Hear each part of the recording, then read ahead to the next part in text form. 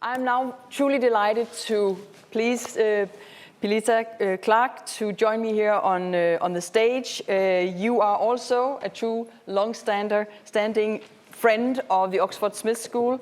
And apart from that, you are also the associate editor and business columnist at the Financial Times, where you write about corporate life and climate change. And you have won several awards in this, on this journey, which many of us have sort of witnessed on your, in your work. So please warmly welcome to you here. Thank you so much, Meta, and it's great to be here today. Congratulations to the Smith School for putting on what I think is a really important conference that is highlighting nature as well as climate. And for many years, for reasons that I'm sure we all understand, nature's taken a little bit of a back seat to concerns about climate change. But thanks to conferences like this one, that's fully being redressed. So I'm very pleased to welcome my panellists to the stage. Could you all come and join me? The fact is, the question we're going to be looking at today is essentially how do we feed more and more people without further damaging a climate and natural environment that's already facing serious environmental strains from the food that we produce today. So if I could welcome our panellists to the stage. And perhaps, yes, please do join me. Still being mic'd. Oh, I'm sorry. I'm sorry to be welcoming you before you're actually able to communicate with people, which is not ideal, clearly. Thank you.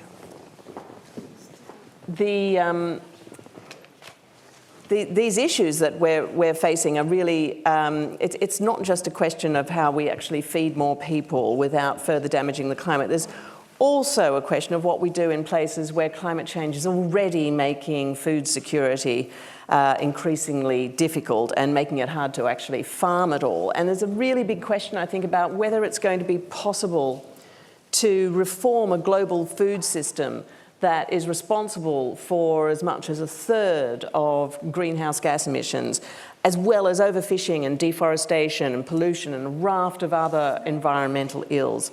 And whether it's going to be possible to do that is going to be, it's one of the big questions of our age. And we just heard some terrific thoughts and ideas from our previous panel. We're going to dig into that in a slightly more granular way with this panel. The bad news is that we have less than an hour to answer these questions. The good news is we have an exceptionally impressive panel of speakers to do the answering. So Henry Dimbleby is the co-founder of Leon restaurant chain, one of the UK's best-known food campaigners. He developed a national food strategy that was completed in 2021, recommended a series of measures to improve the UK's troubled food system. Many of the recommendations were overlooked, not all. Henry actually left his official advisory role last year over what he said was the insane government inaction on obesity.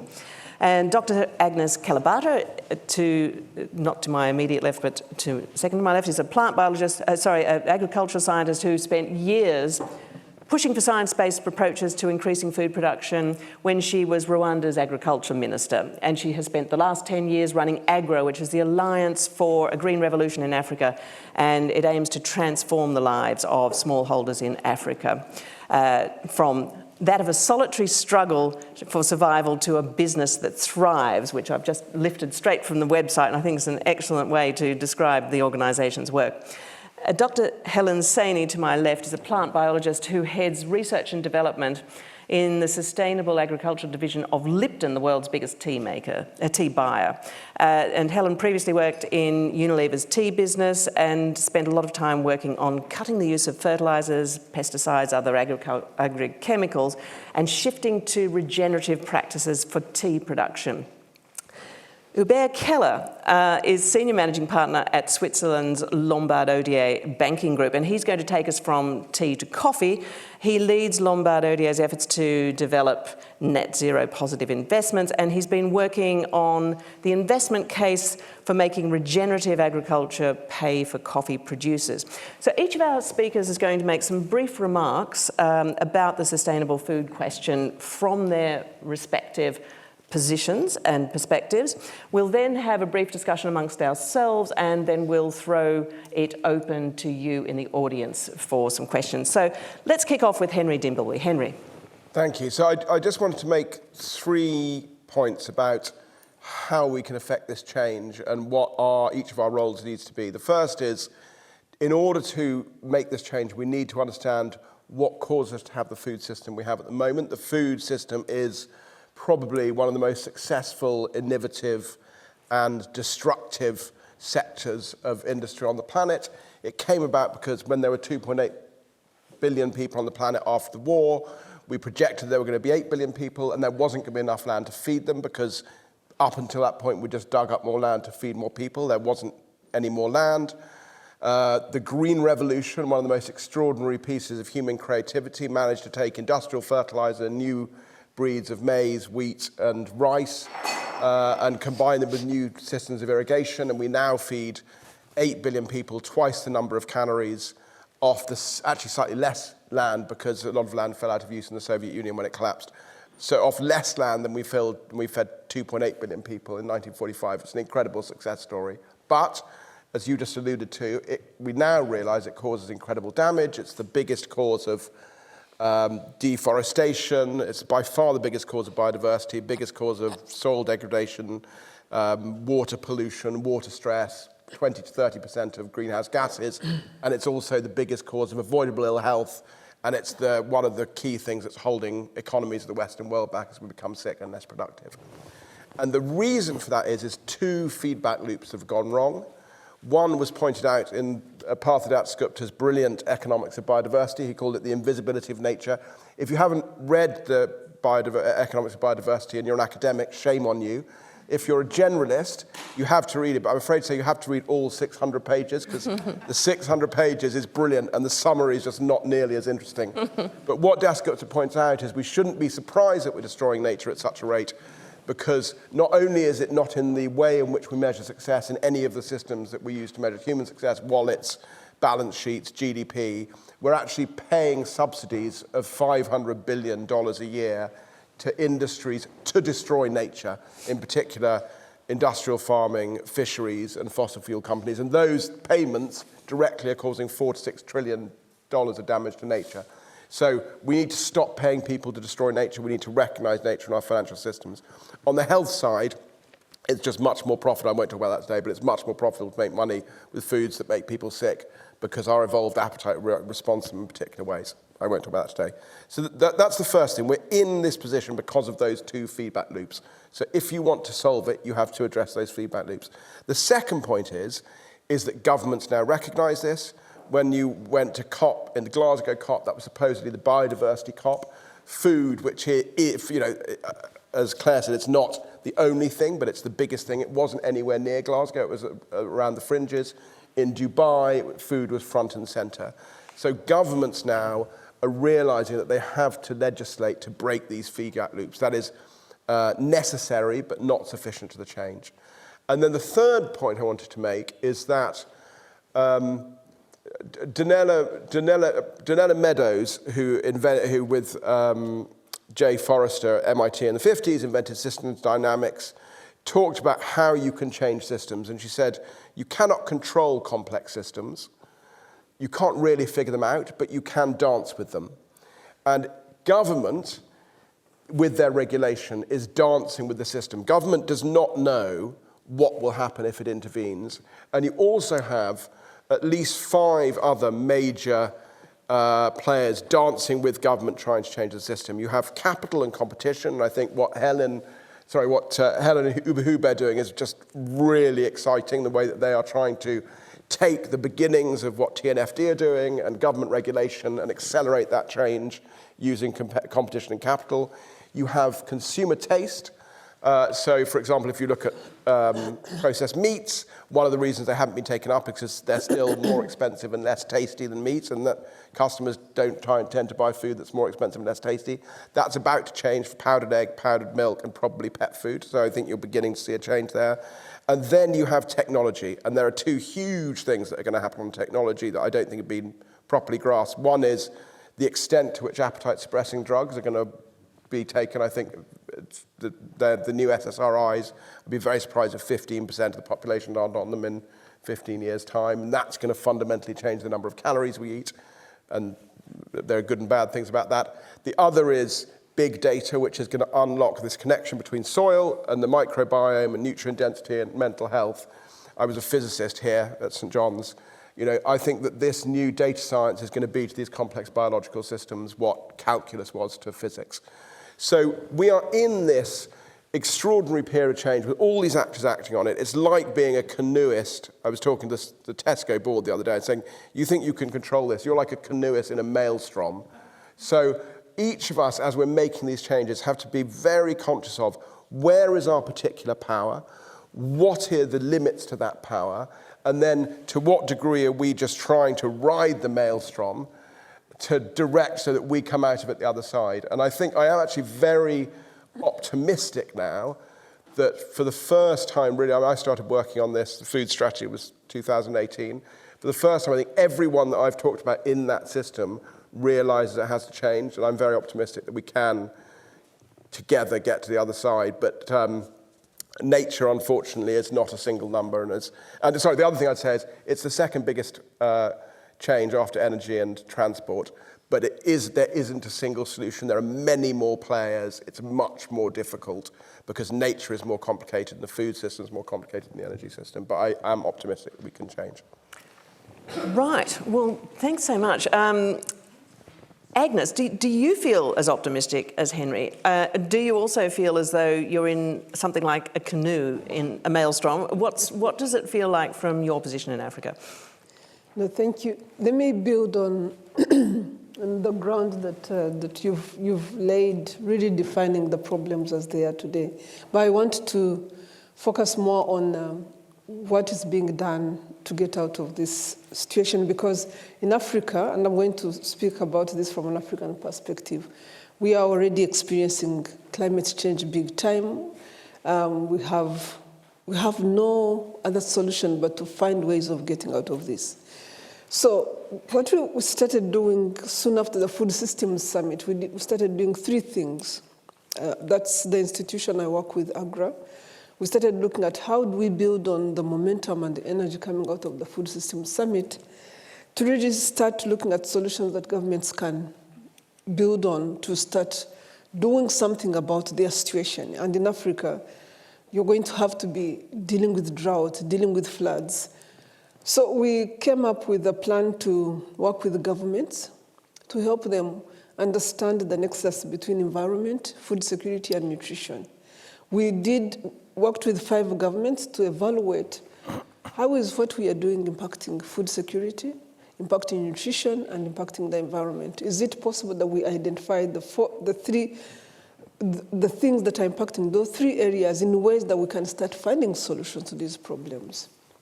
So we did do that, really almost like bringing evidence for change or need for change with politics and trying to understand how we can use that evidence to influence politicians. We did generate evidence around those 3 areas. We did have discussions with governments in those 3 areas. And we are working now with 4 governments to design what we are calling food system strategies. In those food system strategies, the need to feed people with healthier diets is central. The need to work at food systems from a perspective of what is good for people, but also what's good for the planet is center stage. The need to reduce the impact of agriculture as we know it on food systems, because Africa's agriculture is 60% degraded based on the kind of food system that we've been doing. So the need to reduce that footprint is center stage. And the need to think about how we can actually liberate some of what we are doing back to nature and do less by designing new ways of doing intensification of food systems. How do we do that? And here are 2 examples that take me to the next 2 points. We are looking at how would regenerative agriculture be different or offer different solutions. And we've realized that farmers that are doing regenerative agriculture in some of the drier areas of Kenya are able to generate twice as much yield in the same area just by adding mulch and manure to the practices they've been doing. But we do also realize that the cost of that mulch and manure is not an easy thing for the farmer. It's a heavy lift. We are adding agroecology to that. And yes, farmers are being paid. We have a partnership with Rabobank that is allowing farmers to be paid for that work they're doing. But they're paying $20 for every 70 trees. And I'm like, that can't even buy 10 seedlings. So the cost, the heavy cost of giving back to nature or rehabilitating nature is, again, falling on the farmer, and really a huge challenge that we must address as we go forward. The next thing then, or the last thing, is we are beginning to look at diversification of food systems in ways that does recognize that production alone won't solve the problem. So we are looking at how we can trade better within countries. Now, say, for example, today we have drought happening in Southern Africa, in an area that has usually never had drought. The only way they can survive that is if we start trading better. So we are now designing what we are calling food corridors that recognize that we can produce food well in some areas while ensuring that areas that are not producing food have the ability to survive these shocks by influencing trade around those corridors. The last part of diversification is looking at what Africa does well. There are crops that we do well, but we've never really invested in them. Whether it is fonio, whether it is millet, whether it is, these are crops that have inbuilt drought tolerance, have inbuilt capability to give us yield, but we haven't invested in them in ways that allow us to actually take them to the market in a fast urbanizing continent. We are importing 50 billion worth of food, 34 billion of that goes to only 4 commodities: maize, wheat, rice, and oil seeds. So if we did some of that, especially used some of those resources to start advancing capability in some of the crops that are doing well on the continent, we might be able to survive some of those global shocks and build a food system that is good for the environment, because these things are already being grown locally, is advancing nutrition. Millet, sorghum, some of these crops have some of the best nutrition that we know, and is also good for food security, because then you don't have to depend on 2-3 commodities that are stretching the environment from water resource perspective. So am I hopeful? Yes, there's lots. That's what we are doing, but every day I meet people that are trying to do different things, that are trying to find solutions, that are working on solutions that are nature-facing. So I do believe that if we develop all these as blueprints, if we do get the ability for governments to work around the coordination on these 3 sectors right, we have a blueprint that governments can implement from a food security, food systems perspective. If we do get regenerative agriculture right, we do have another blueprint. And if we do get diversification right, we do have another. So we can use this to quickly roll out some of this work. But I also do believe there are so many other things that are happening here that we definitely can build on.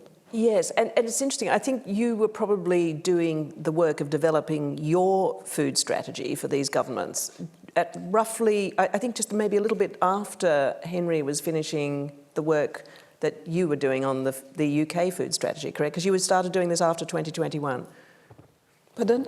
You started developing these strategies, these blueprints for governments after the Food Summit in 2021. Exactly. We needed to figure out how we support governments to start thinking not just about agriculture, but the 3 areas: food from a health perspective, food from definitely food production perspective and increasing yields, which has been the only thing, but then also food from an environmental perspective. How do you reduce your environmental footprint while at the same time producing, not compromising the ability to feed people, in fact, upping your ability to feed people in a world that is increasingly becoming hungry. So we are beginning to demonstrate that these 2 are not at odds. They can come together in a good way, but you have to design them such, and you have to be able to collaborate across those 3 sectors.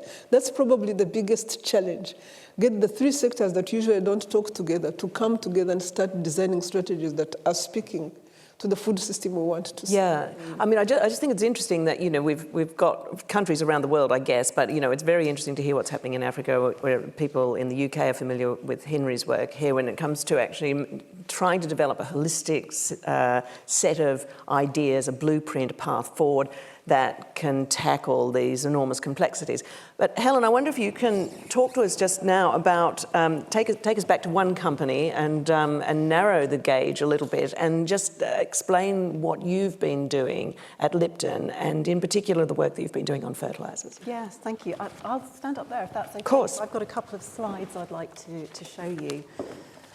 Yeah, thank you. As Pilita was saying, Lipton Teas and Infusions is the largest buyer of tea in the world.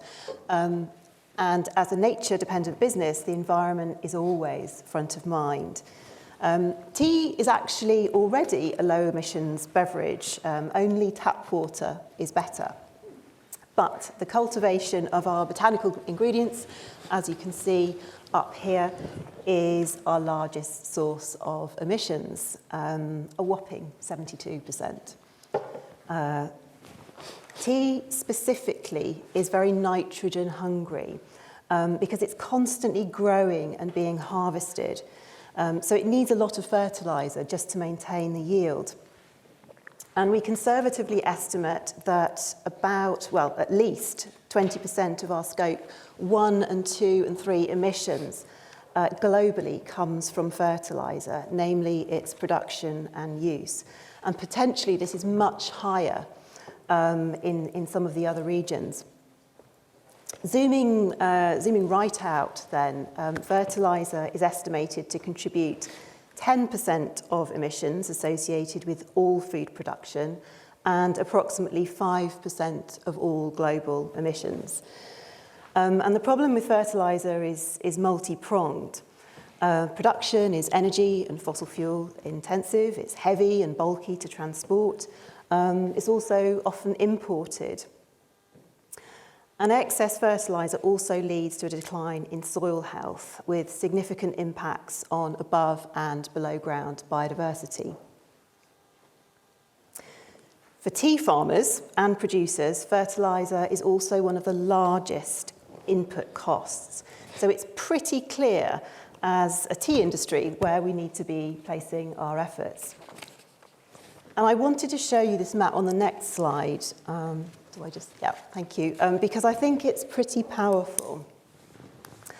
I don't know if you can see the detail at the back, but essentially the darker patches are the areas that are receiving the greatest excess nitrogen, up to more than 100 times. So that's huge, and indeed, a review of the data shows that most countries are applying significantly too much nitrogen on their crops. But the work that my team and I have been doing has shown that it is possible to reduce fertilizer on tea without reducing yield, which Agnes was saying is so important. So from 2021 to 2023, we reduced fertilizer-related emissions by over 18%. And it was very simple. It was just through changing formulations and rates based on things like soil composition, age of tea bushes and variety. And I can tell you we saved significantly on costs as well. A recently published paper in Nature Foods concluded that on its own, making nitrogen use in crops more efficient could halve the global demand for synthetic fertilizers. And going beyond efficiency, switching to new low-carbon fertilizer production methods, especially using renewable energy to power fertilizer production, can reduce emissions even further. And as a company, we're currently exploring investment into the creation of a low-carbon fertilizer ecosystem in Kenya, where geothermal energy is plentiful. So do come and talk to me afterwards if you have any questions or inputs on that or ideas. Implementing regenerative agriculture practices on the ground is challenging, as Agnes has alluded to, but we are addressing this as a company through farmer and tea industry education, together with providing evidence that these practices actually work. And we have a fantastic project here with the Smith School on what it takes to make a regenerative economy using our Lipton social and environmental sustainability practices as a case study. Meanwhile, we're starting to share our experience establishing training programs through our new tea academy at the University of Kabianga, which is situated in the main tea growing region of Kenya. And partnering with local and global experts, research organisations and other tea producers who are also willing to share their knowledge so that improvements can be made industry-wide. And then by combining all the available interventions, researchers think that global emissions from nitrogen fertilisers could be cut by as much as 84% by 2050, a much higher figure actually than previously estimated. But those of us who work in regenerative agriculture know just how difficult and challenging this is going to be, both economically but also practically as well. It's difficult but not impossible, and by, I think, reducing farmer costs whilst leading the way on environmental impact, we believe that we can create value for all. But I think, as Henry has said, it's a multi-pronged approach. It isn't a one-size-fits-all, and that's something certainly that we're seeing. So I'll leave it there. Thank you. Well, thanks very much, Helen. That's incredibly hopeful and some very optimistic-sounding news there. There's some impressive figures.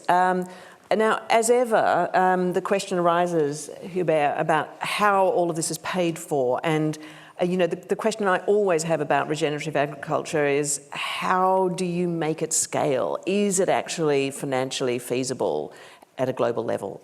So very keen to hear from you. Thank you very much. The problem in working in the finance industry is that every time that we get on this panel, we always get the question, how and where can you provide the checkbook? So I basically agree with so many things that were said here today, and I think if we just go back to effectively, and I would actually agree with Howard's point about the pairing of food systems and nature, even if it's probably the problem is more complex. But the fundamental difference from an economic standpoint between energy and food systems is the structure of the value chain.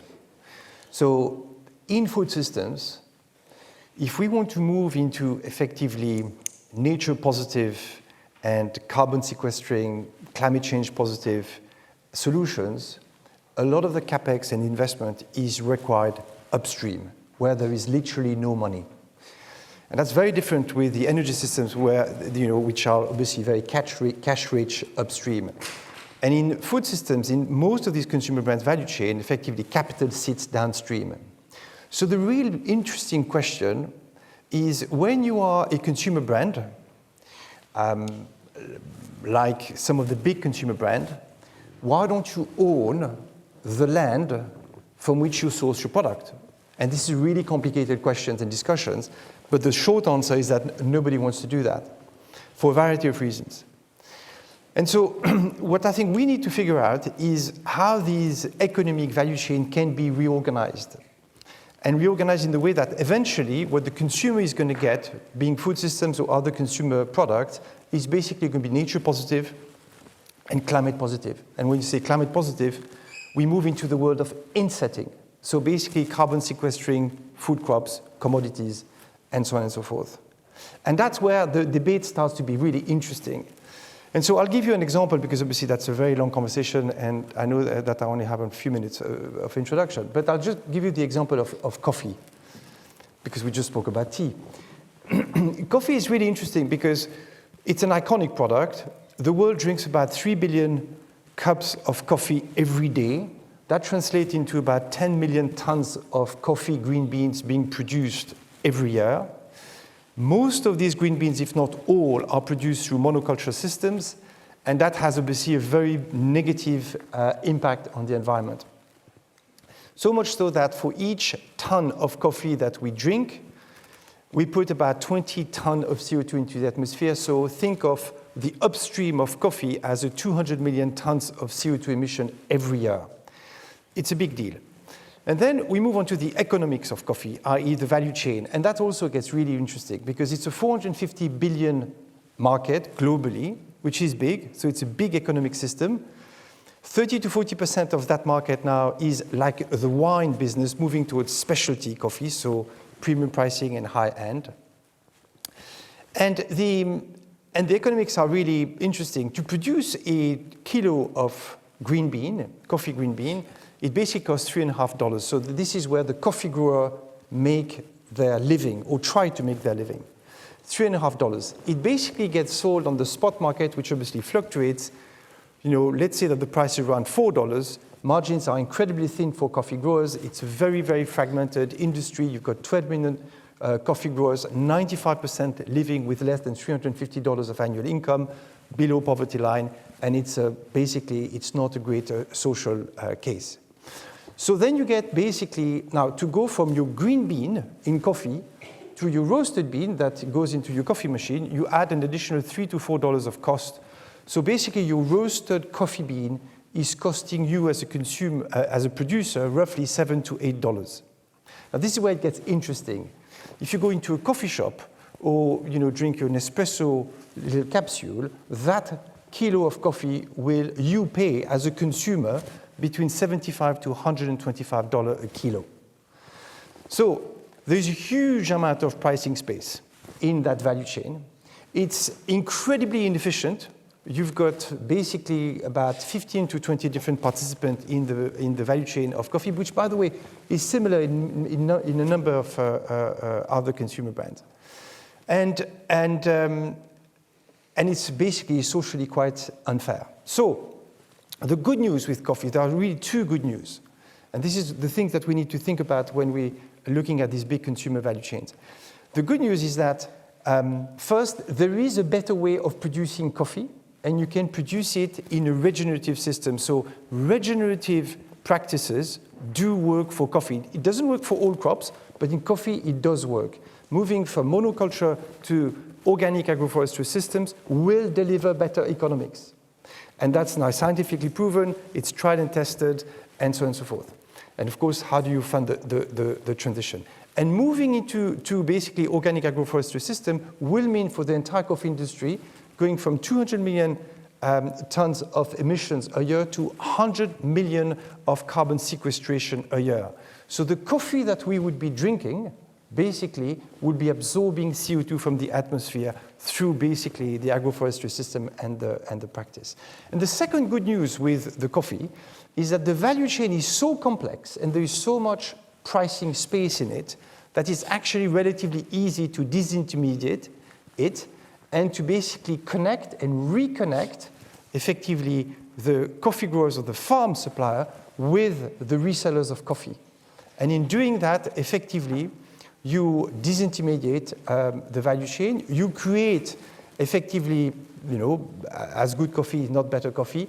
You basically increase significantly the cash flow at the farm gate, which obviously creates also a mean to share more equitably the margins around that value chain with the various stakeholders. You create an investment case for private capital to come in because you can actually generate enough return to mobilize financial capital. And basically, you enter and you create a long-term offtake agreement with basically, people who want to have carbon sequestering coffee. So I will finish by saying that I would love to be able to pitch our coffee to the Oxford University so that every single student, when they basically coming in the morning, they can drink carbon sequestering coffee. Well, I'm sure there'd be a ready market here. But let me ask Henry, with your Leon hat on, how does Hubert's pitch sound to you? Well, not just from Leon's perspective, but from any restaurant chain. Well, so, I mean, the restaurant chains at the premium end have been aware of this. So if you look at where in our, so we started Leon as a selfish enterprise. It was, how do you have fast food that tastes good and does you good? It wasn't meant to be environmental at all. And then because of the way that we were, this is like back in 2004, because of the way we're talking, people started assuming we were doing all sorts of things that we weren't. And then we started looking at our value chain and didn't like what we saw. And so we began to move. And the early areas where you move are things where there is this big price premium that Hubert talked about. So if you go to if you go to McDonald's, for example, they will have organic coffee and milk, because those are two areas where in a restaurant, the end cost to your total margin doesn't matter, and therefore you can put money there. So I think that is the starting point. What's exciting about coffee is just the amount of land, and also really interesting land, to the point we were hearing, like really potentially highly biodiverse land it takes up. So I think there are these low-hanging fruit where just the system's been so complicated and no one's been focusing on it for a while, where even without government intervention, you can potentially change those value systems. As you move from coffee to eggs, wheat, that then becomes much harder. So I think there is this, it's fantastic that this is happening. And then I think as TNFD kicks in, as TNFD, which is kind of quasi-regulatory, then gets sucked into regulation, you then enable what Hubert is doing to move right down through the value chain. And that's where it becomes, but so that's why what he's doing is so exciting, because it sets, if you could say we can do it here, someone's going to say, well, can we do it for, in fact, Nestle are already looking at how do we do it for wheat, but it's much less exciting. But that kind of insetting is now, I think, going to begin to roll out over the next 5-10 years. Yeah, maybe, we could have a whole lot of discussion about exactly what regenerative agriculture is, because there's many different definitions, and also perhaps insetting. I just wonder, maybe just quickly, Hubert, if you could just quickly describe insetting for people who are not that familiar with it. So I think, the insetting is basically, the positive, the carbon sequestration or reduction that you are able to basically bring into your value chain. And there's this big debate between offsetting and insetting. And for a variety of reasons, I'm not hugely optimistic about the scaling up of offset, but I'm very optimistic about insetting because it goes into consumer value chain. And then the question is that if you are a large consumer brand, you can decide to use that insetting within your value chain to reduce your Scope 3 emissions, which you can, or you can decide to pass it on directly to the consumer. And I'm of the view personally, perhaps naively, that as we have witnessed the rise of organic as a brand, we might also witness the rise of regenerative or insetting as a powerful brand. Agnes and Helen, I want to ask you about, first of all, the use of fertilizer. So Helen's painted this very interesting picture of what sort of gains we could make if basically stop wasting nitrogen. But Agnes, in Africa, is there much recognition about waste, or is there really, are farmers really keen to be able to use as much fertilizer as possible because food security is such a problem in so many areas? Isn't there a sort of a conflict there, inevitably? So there is a conflict if you look at it from a global perspective. There are parts of the world that are using a lot of fertilizers. And probably Africa's biggest problem is we are not using enough fertilizers. Like I said earlier, we do have a lot of land degradation. 60% of agricultural land is degraded. And the reason that happens is because we use more land from a crop production perspective than we use inputs that can complement how land gives us food. So every time farmers, instead of, again, these are cash-strapped farmers mostly, instead of spending resources on buying an improved variety or a fertilizer, they would rather they cut down the next piece of land. We call it extensification. They produce more food based on that. That degrades after 1 or 2 seasons, then they do the next piece of land. So that's how we end up with 60% more degraded land. But it's not just that, it's also the erosion from heavy rains and all that. So the inability for us to use fertilizers, which is the point you are making, really does undermine the soil. So what we need to do is to find them.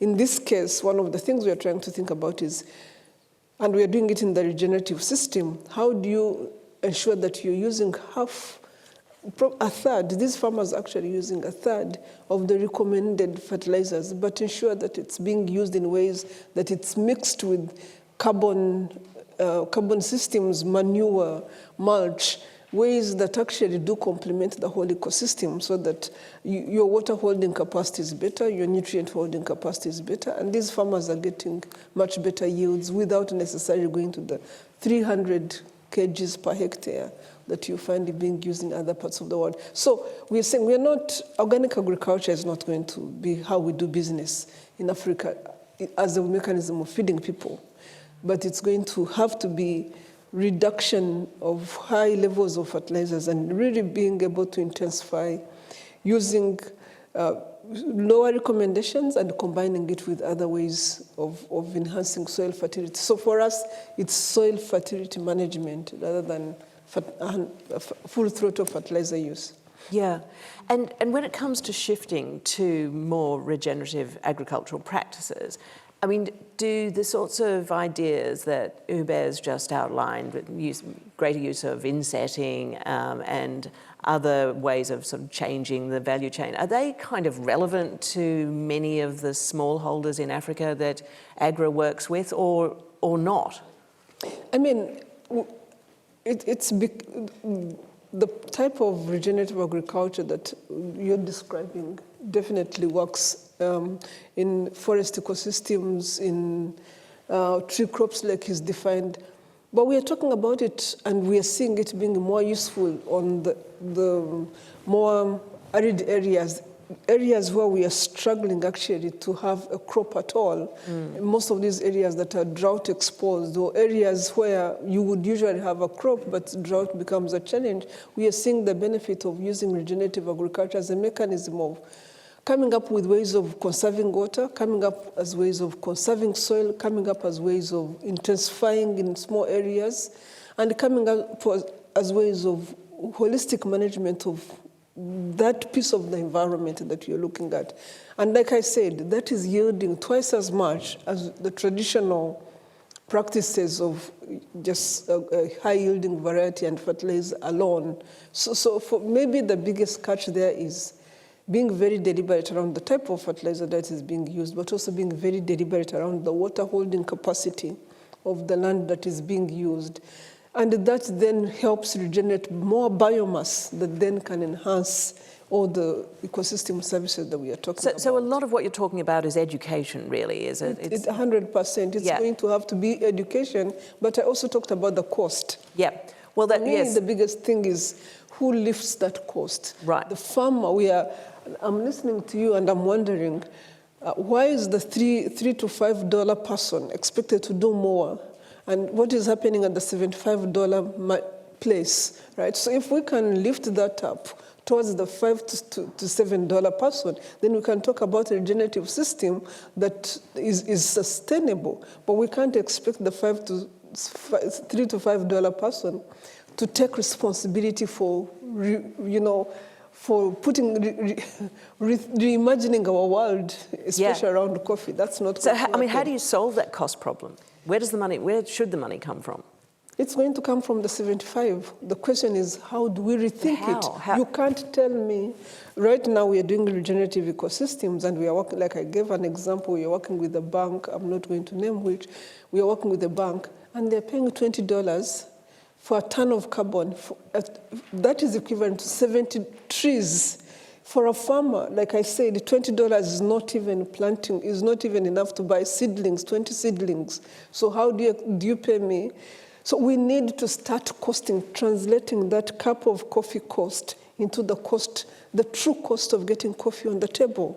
Has to be put into consideration and taken backwards to the farm, because the coffee won't get there unless we start building in the true cost. And we have to take that cost and start incentivizing the right behavior at the farm level so that when we get it, we actually can be proud that this coffee did not degrade the environment where it was getting on my table. So unless we take that cost backwards, it's not going to happen. Yeah, and I guess, Helen, at Lipton, you must be confronting similar sorts of issues when you're talking to the tea plantation growers. They must have similar sorts of concerns and saying, it's great.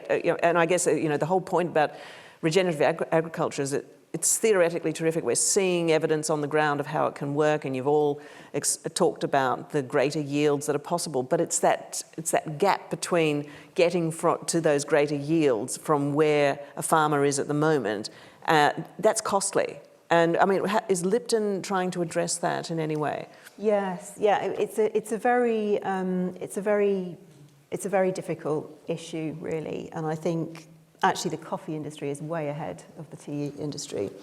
And when you think about how little we all pay for a cup of tea, a few pence, if that, per tea bag, and the tea bag boxes are always on offer in the supermarkets, there's no value in it. And that there's even less value at the other end in the farmers for tea. So I think part of it is about increasing the value and I could 100% agree with Agnes. It's about getting that value to the farmers, and they can't even think about regenerative practice when they are often actually working at a loss. It costs actually more to produce tea at the moment than the farmers are getting from it. It's a shocking situation. So regenerative practice is just not on their mind. They want to do it. These are people who work with the land and care very deeply about their farms. But they can't. First of all, you have to solve the problem of actually getting their livelihoods up and running. So I mean, it's challenging, and we are engaging with the tea community, the rest of the tea industry in East Africa. We buy over 50% of our tea just from Kenya alone, so it's a really important market for us. We've recently set up the Lipton Tea Academy, which is it's really a source of education for future generations, so that we can educate the next generation of tea industry professionals and growers in regenerative practices, but taking knowledge from all over the world, the best academics, but also indigenous knowledge as well, because I think that's often forgotten. So it's about bringing all that together and then educating, because a lot of it is about just knowledge. Yeah. And I think the other thing that's really important is about showing that these practices work. So, if we're talking about yield, we did a trial with drones, applying fertilizer on the fields of tea, and we found that the areas that had drone application compared to the traditional broadcasting method actually had a 40% increase in yield. So we weren't even looking at carbon footprint at the time, but we were just looking at the efficiency at which these plants took up the fertilizer. So that in itself, precision application, really placing makes such a difference. So it's how do we get these technologies into the hands of farmers who just can't afford it. Yeah. And I think that goes right the way across the world. It's not just in East Africa. I think it's everywhere. Yeah, no, it's a great point. Just before we go to audience questions, yes, Hubert, would you like to come back on? Yeah, can I just try to also address this really fundamental question? And again, I can only talk about coffee, but I think it's the same with tea. How do you get money upstream to make the investment to transform a monoculture system into an organic agroforestry system, which will be regenerative by design and which will ultimately produce carbon sequestering crop? So that's really what we're trying to solve. Now, governments are not going to fund it, and the value chain, so the consumer brands, are not going to move capital upstream. Again, that's a topic of discussion in itself, but they won't do it.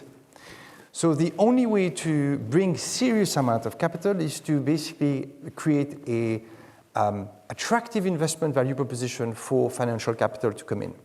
So you have now financial capital coming in, and that's good news because institutional pension funds in the UK, for example, as of next year, are trying to move into nature as a new asset class for up to 2 or 3% of their portfolio. So we can see that there is more and more capital wanting to be deployed in nature. Good news.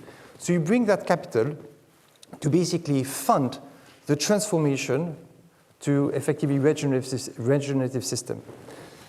And then you need to create, and then I think, and again on coffee, it's relatively straightforward.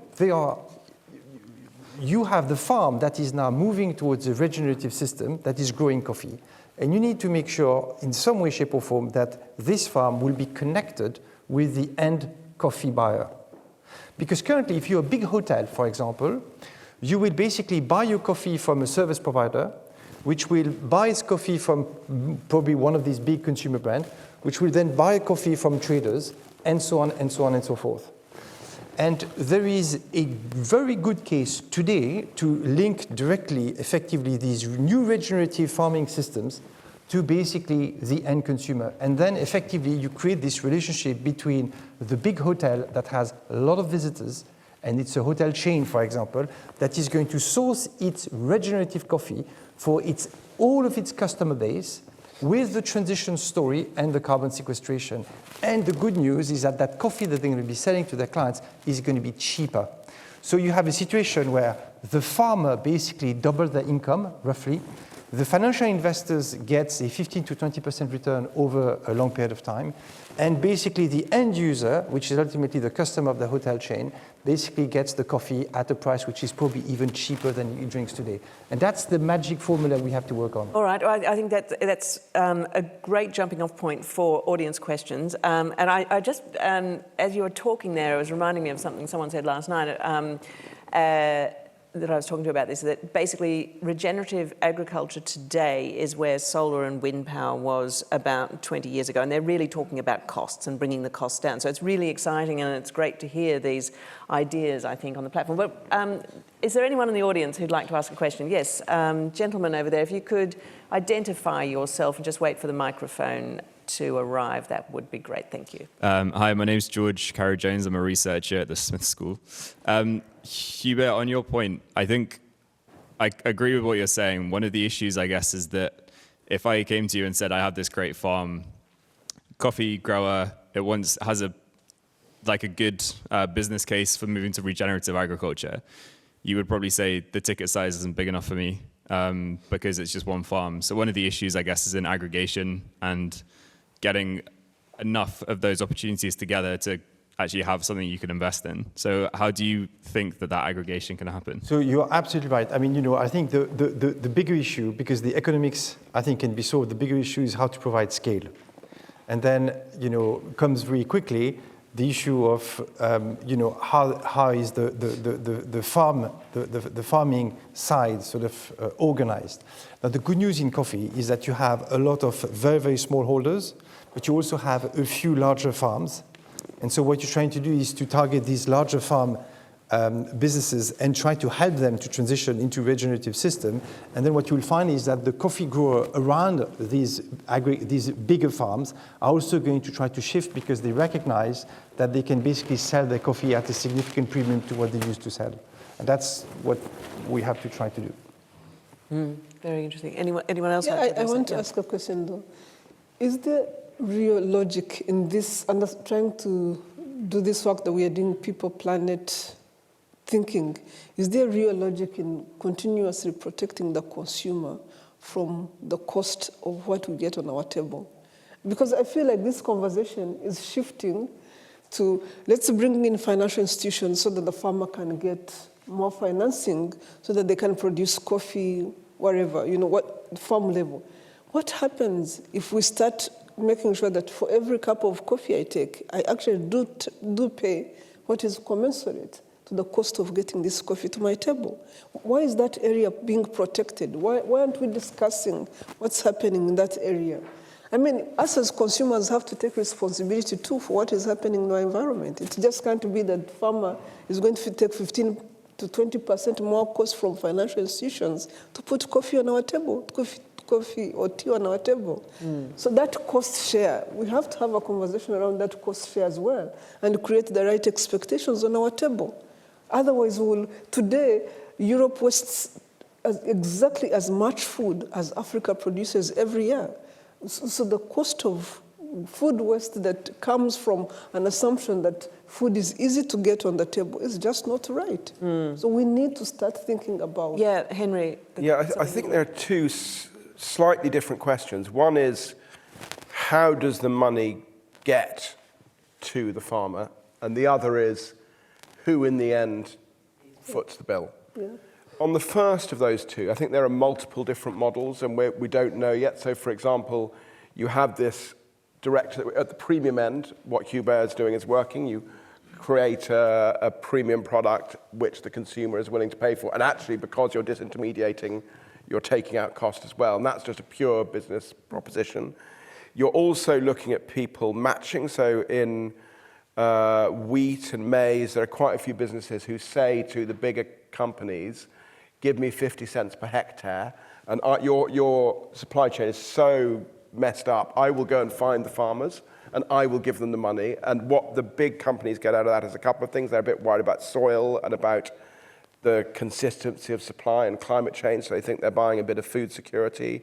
But also in the scheme of everything else, it's not a big investment for them with their margin, so it's something they can do to do a good thing without losing profit. So there are multiple different methods, and there are other ways of how the money gets there.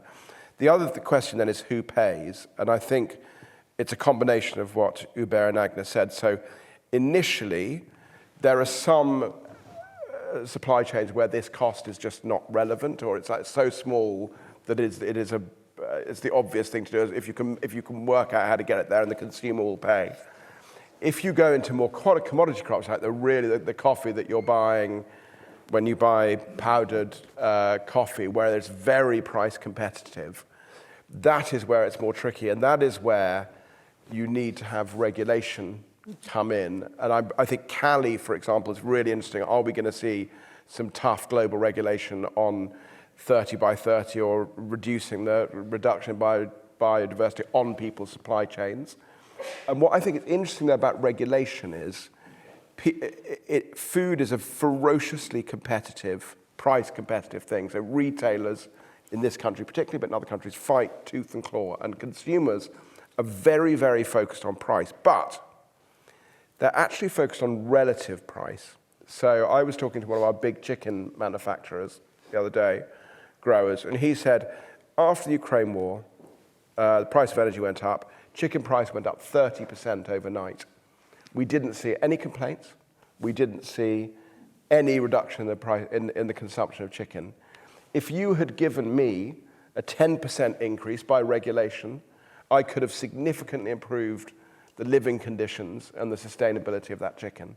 So there is a false, I think, concern on the part of government about introducing animal welfare, nature, and carbon sequestration through regulation in supply chains, where they're worried that this is somehow going to result in every government that's ever fallen, part of the reason has been food cost, and they're worried that that's what's going to be creating. But actually, we have historically low food costs, and I think that governments need to be a little bit less worried. I think they're seeing ghosts that actually don't exist. Can I add something? I'm conscious that we're slightly over time, unfortunately, and we haven't even gotten to some of the really interesting points that were raised on the previous panel about where cultured meat, for example, cultured protein comes into this discussion, along with an array of others. But unfortunately, we are out of time, but I'm hoping that we can continue this discussion over coffee and over lunch. But I'm now going to just ask you all to give a huge